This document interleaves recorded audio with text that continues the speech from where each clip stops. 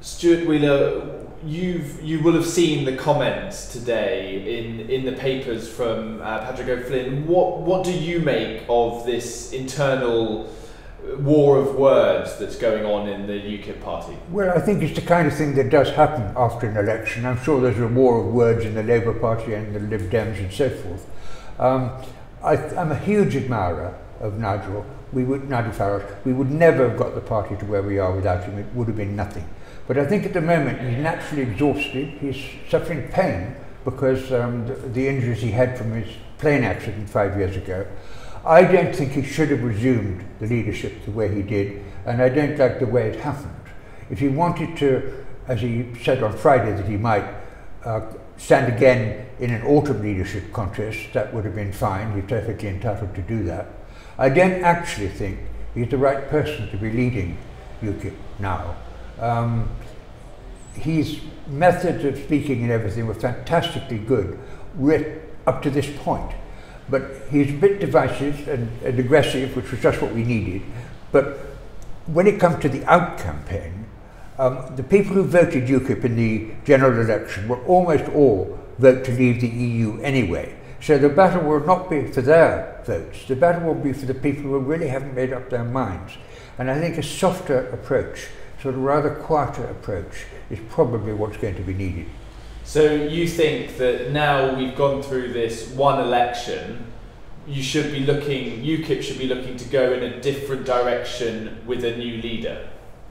Well, not really a different, as a leader, did you say? Yes. Yes, I think really that probably should happen now, yes.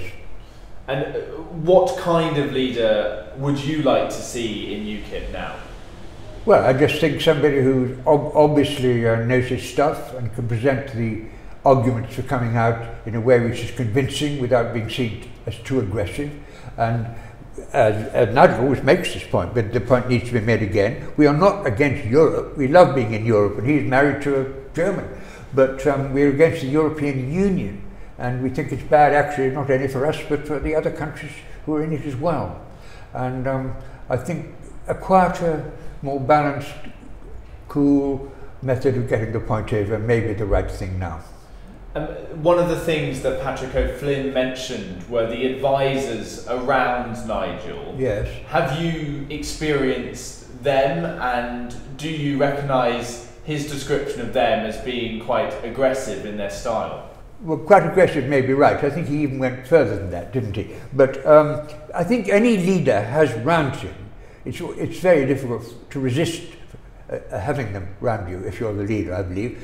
People who are tremendously loyal and will back you to the hill. And he did have people like that round him. And there maybe he wasn't willing to hear other points of view a little bit, but that probably doesn't distinguish him from other leaders.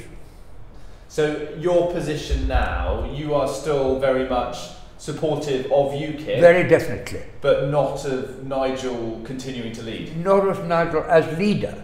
I mean, as somebody who's done a wonderful job, yes, I congratulate him and I'm incredibly grateful. He gave up a remunerative career. I don't think he's got a lot of money, and he gave it all up for one purpose, to get out of the European Union. I admire all that. I just don't think the person to get us out now is him.